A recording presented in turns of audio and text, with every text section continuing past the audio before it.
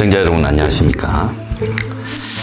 자, 사람이 살아가면서 그 사회에서 형성된 어떤 생각은요, 쉽사리 바뀌지 않습니다. 그것을 바꾸려고 하면 굉장히 애를 먹게 되는데, 그 이제 잘못된 고정관념이 마치 맞는 것처럼 형성될 수 있죠. 사람들은 대부분 미리 그런 것들을 경고할 때는 못 느끼고 자기가 피부로 느낄 때야만이 고치게 된다는 겁니다. 그러니까 나온 말이 죽어봐야 지옥을 알겠느냐라는 말이 유행하는 거죠. 자, 중국이라는 것이 2000년 전에 1995년에 이제 WTO 체제에 들어와서 중국이 경제가 급속하게 성장을 합니다. 미국에서도 그때 중국 경제를 성장시키고 자본주의화 시키면 중국의 정치도 민주주의가 자동으로 될 거라고 생각했는데, 동유럽은 지금 많은 나라들이 그렇게 되고 있지 않습니까? 과거에 구소련 치하에 있다가 해방된 폴란드, 체코, 그리고 슬로바키아, 루마니아,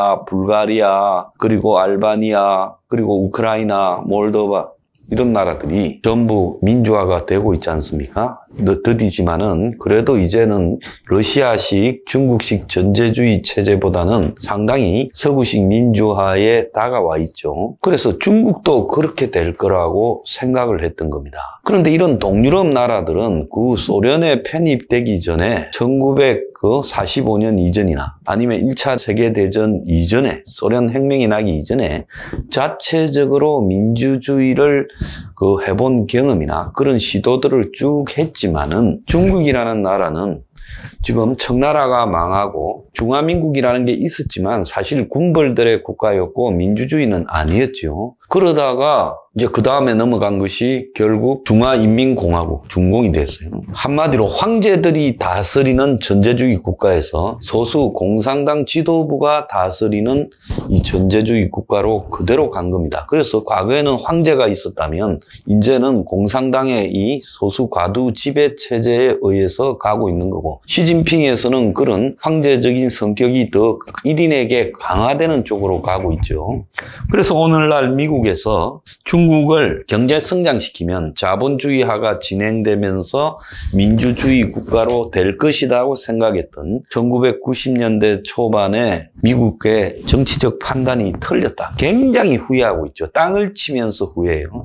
그래서 WTO 체제를 만들어서 신자유주의적 자유무역 체제를 구축해서 중국이 95년부터 2005년 사이에 급속히 성장해버립니다. 그리고 그 이후에도 계속 성장하니까 이제 중국 옆에 붙어서 성장하는 중국을 보면서 그 과실들이 한국에 많이 떨어졌죠. 초반에 중국이 이 롤 모델로 설정했던 나라가 한국 아니겠습니까? 그러니까 한국을 갖다가 벤치마킹 해가지고 불균형 성장 전략이 시작됐고, 수출 주도 전략이 시작됐고, 공업화가 시작이 됐어요.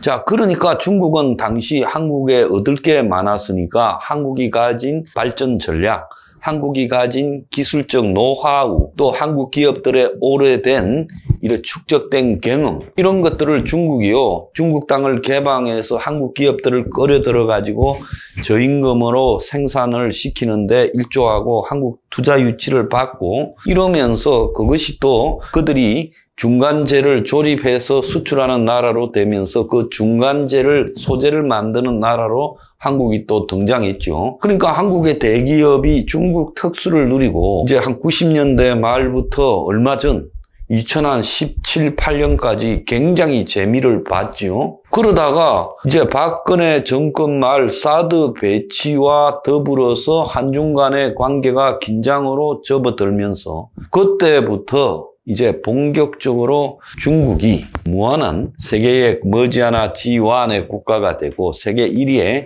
GDP를 가진 국가가 되고, 미국은 쇠락하고 세계는 중국 중심으로 가게 될 거다. 이런 것들이 한국에 넘쳐나고 중국의 성장이 영원할 거라고 불과 5, 6년 전까지만 해도 그런 사고들이 한국의 좌우파, 보수, 진보, 망나 한 채, 언론, 정치, 상류층들의 생각, 기업인들의 생각을 지배했어요.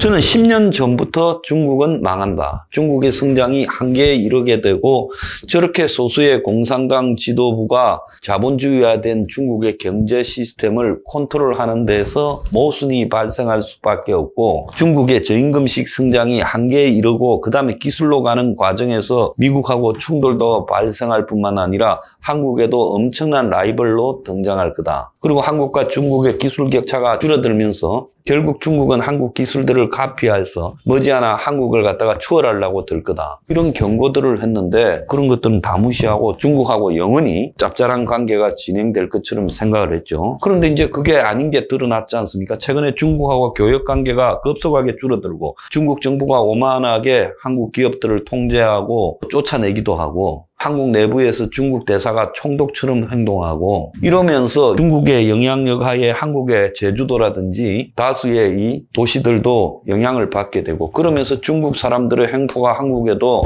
지금 가시화되면서 한국의 청년층을 비롯해서 많은 사람들이 반중의식을 몇 년 사이에 급격하게 갖게 됐어요. 한 나라에 대한 인식이 이렇게 빠른 시간에 적대적으로 바뀌는 것은 아마 세계사에 유례가 없을 거라고 봅니다.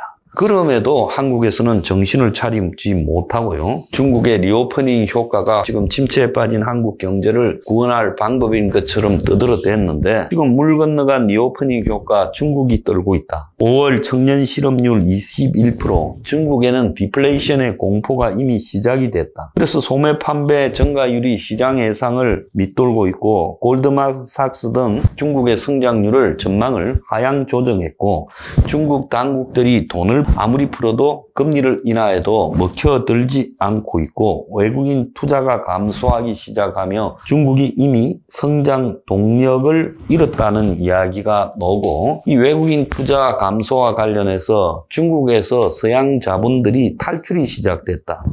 중국에서 빠져나온 자본들이 일본 등 아시아로 대거 이동하고 홍콩에 있던 상하이에 있던 중국의 이 금융 자본 본거지들이 지금 일본으로 가고 있는데 한국도 흡수해야 된다. 이런 이야기도 나오고 있어요. 어제 미국의 블링컨 국무장관은 중국이 대북 영향력을 행사 안 하면 한미가 군사적 방어 자산을 늘릴 것이다. 즉 무기를 갖다가 새로 개발하고 새로 배치하고 할 거다라고 말을 했고 바이든은 최근에 블링컨의 중국 방문에도 불구하고 시진핑을 독재자라고 지칭했고 중국은 여기에 대해서 그냥 안 있겠다고 반발하고 나서고 있습니다. 자, 이런 상황에서 우리가 중국을 다루는 방법을 바꿔야 된다. 중국 대사가 저토록 건방지게 된 것은 한일 중국 대사가 지금 한국과 일본에서 경쟁적으로 늑대 외교, 전랑 외교라고 부르는 공격적인 전쟁하는 듯한 외교 형태를 보여왔다. 일본에서 역시 중국 대사가 오만하게 처신해도 총리가 나서서 발언하지 않고 중국 대사를 초치하지도 않았어요. 그래서 우리도 일본처럼 한편으로 무시하면서 저강도 대응을 해야 된다라는 사람이 있는데